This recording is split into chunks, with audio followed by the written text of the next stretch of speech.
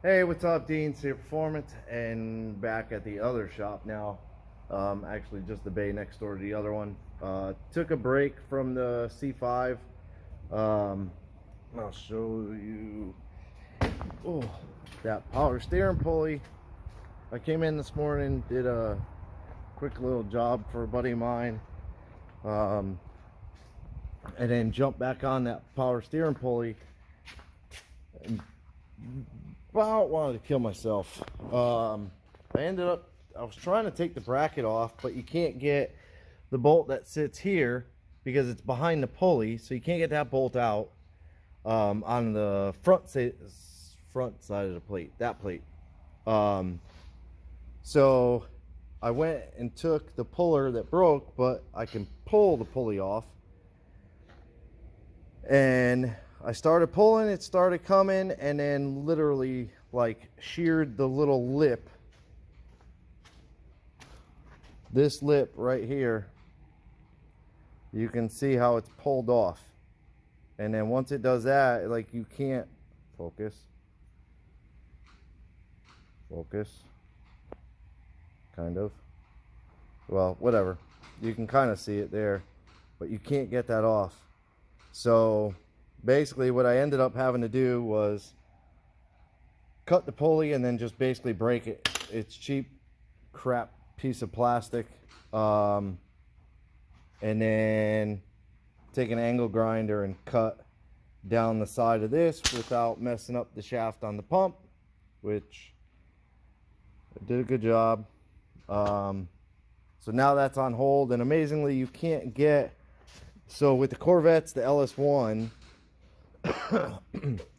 excuse me, this is the factory bracket, which I drilled a hole and tried to get the 3 little bolts to unbolt this, but the way the bracket is made, the pump like recesses into the bracket. So it's got this groove here that it recesses into, and then this whole front side loops around it. So it's, you, even with those bolts out, you can't get the pump out. There's physically no way to get the pump out or even drop it enough to get this bolt out.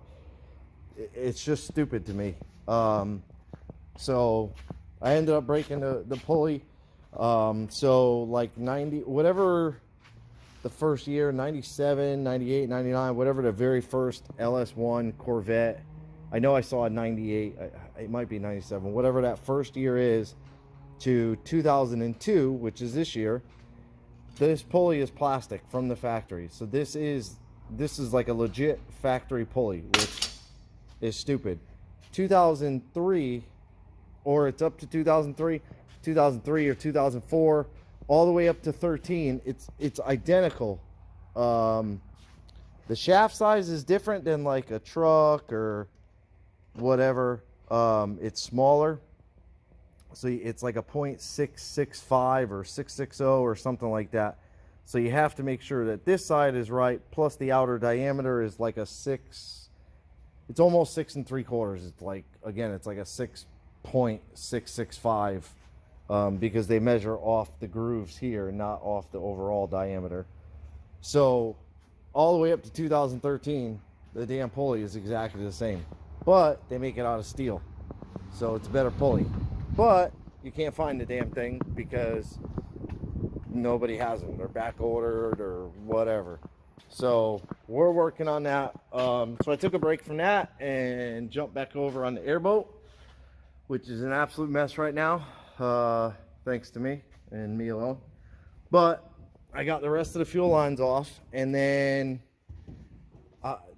way overthunk this whole regulator. The regulator on the boat has never been mounted. It was kind of zip tied up here in the corner, and I always hated it and felt bad about it.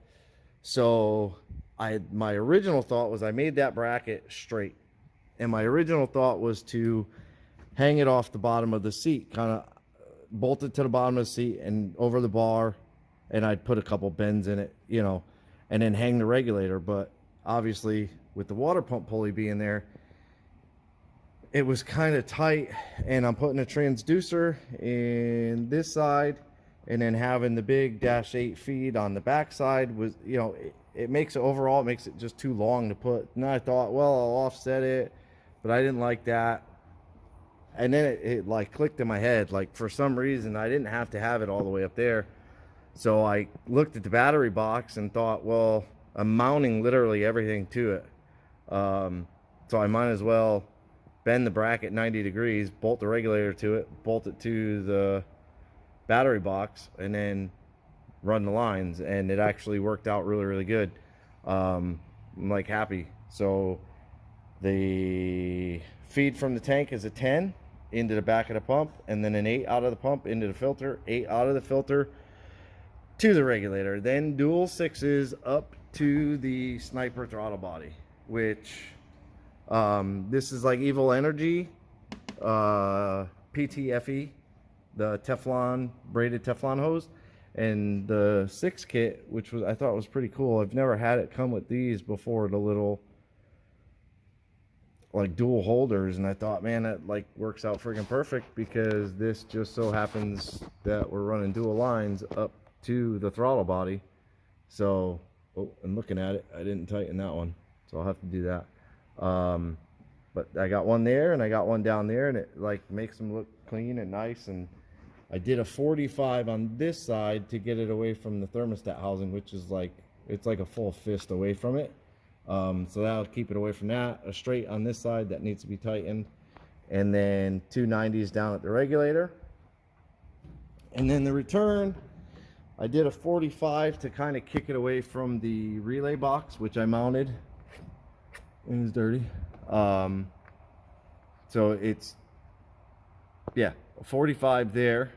Then it comes down and loops into a straight into the tank, which I would have preferred a 90 on there, but I don't have any 90s. I don't know how, but I ran out of 90s, so I may come back and just change that out for a 90. Most likely I will come back and change that out for a 90, because he, as you can see, he put stuff in there, so I'd rather not have him banging that line. But it's there, it's connected for now. Is good, is good, is good. I got one, oh, I didn't even see that. The one little line off of the water filter. But anyway, so I got the relay box, which it's a fuse and relay box. The fuses for the relays are in it, whatever, it's a relay box. I got that mounted up, and then I mounted the positive bus bar on this side of the positive on the battery, and his circuit breaker that he has in place, which this wire used to run the whole length up and to that little fuse, the busman fuse box right there.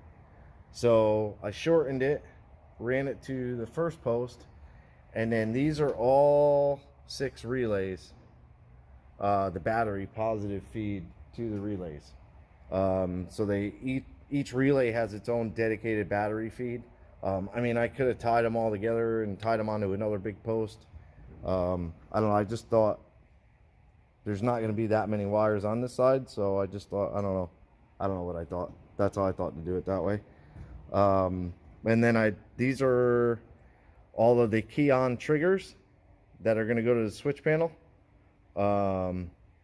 which I still got to kind of plot out what's what, because I'm going to trigger the MSD box on a relay, the Sniper on a relay. So I may send the same trigger to 2 separate relays for each one. I don't want to mix the Sniper relay with the MSD relay. Sometimes you kind of get like a signal interference, so I don't want to do that. But we can mix the trigger to trigger 2 relays. I could split the trigger, I should say, to click 2 relays. So, and basically what I would do is just tie 2 of these wires onto one switch. And that's the switch panel there. So I left, so these are on off, right? But this one is momentary. You can buy these switches. So basically this panel came with all on off, and this switch I bought separate for the starter. And they have a bunch. You could do them, you know, you can configure it any way you want. So my idea is this will be ignition on. So like when you turn this one on, or I don't know. See, I overthink everything, but basically when you turn the breaker on,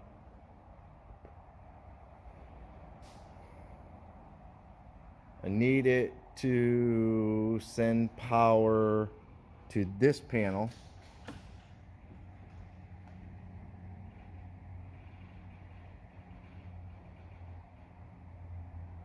Which I guess if I might move this one over one and do like this one.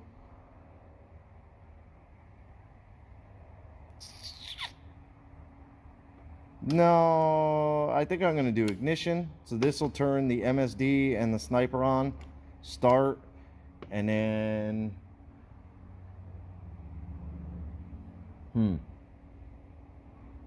there'll be LEDs.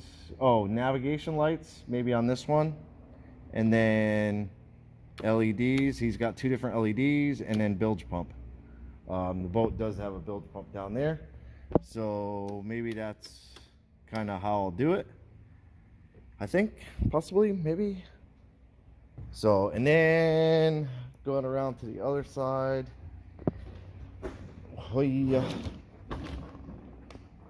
I mounted the negative bus bar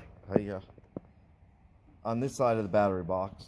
I took all the grounds from the relay box, which it's a little messy right now, but I have extra wires strung in there for everything. But I brought all the relay negatives. I did tie them onto one big post, but they're all crimped into one ring terminal. And then this is the main Holley negative to the sniper unit. This is the fuel pump, a new fuel pump ground. Then I got the fuel pump positive off the sniper, which is off a relay. It's already off a relay up there, which I zip tied to the frame for now, and then the fuse is right below it. So that fuse is for that relay, which is for the fuel pump. And then I came down, I tied this directly onto the fuel pump. So that's all set. The main positive, go back to the other side. A lot of back and forth. The main positive for the snipers right here on the battery, directly onto the battery. And basically the negative is a direct battery connection, because I ran, this is the old fuel pump ground, so this runs directly to the bus bar. So now it basically is a direct to battery ground. It's not a dirty ground like to the frame or something like that. So I got all of that sorted out. I pulled the yellow wire out from right there, which is like a coil feed. And typically what I do is squirt a little silicone in there, just so that like moisture and stuff don't get in there, because these are weather packs, so there's no point in leaving it open. And then I put the ignition tack adapter, is what they call it, to the MSD box underneath. Right there, that purple wire goes to right there. I don't believe these get used. I have to re-look up the installation on this. But I don't think those get used. I think within this there's, see, I gotta look all this up again. I'll have to look all this up again and then wire this. Obviously there's power and all that stuff in here. So I have to figure that out, get all that sorted. But I got a good distance. And I also took this pink and then this pink and the ignition wires. I undid all the tape and the loom, because they normally poke out of here and then they leave you that there. So I undid the tape. Obviously you can see I undid the tape and took the tested label off, and I strung those all the way back through to down here, so that there's not like 3 different harnesses here. And then once I get done with everything, have everything in place and hooked up and working, I will go back through and loom everything. I always run into where I loom everything, tape everything off, and then I have to add a wire, or 2 wires or whatever the case may be. So I'm going to avoid that this time. I'm also going to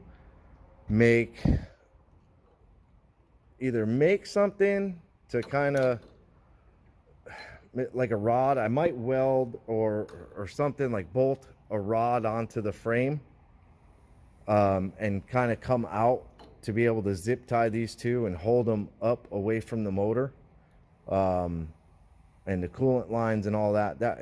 It'll be a little bit neater, and oh boy, hold it up out of here, be a little neater, and you know, keep it a little bit away from the heat of the radiator hose and what would be a heater hose, but it goes to a recovery tank.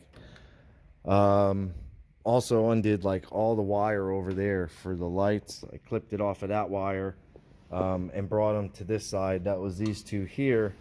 So one of them is the navigation light up there, and the other one is this light on the other side. So I brought them to here. I undid this wire that came down and ran across. There was like, ran everywhere, and I think we had done that so that we didn't have to undo the wiring.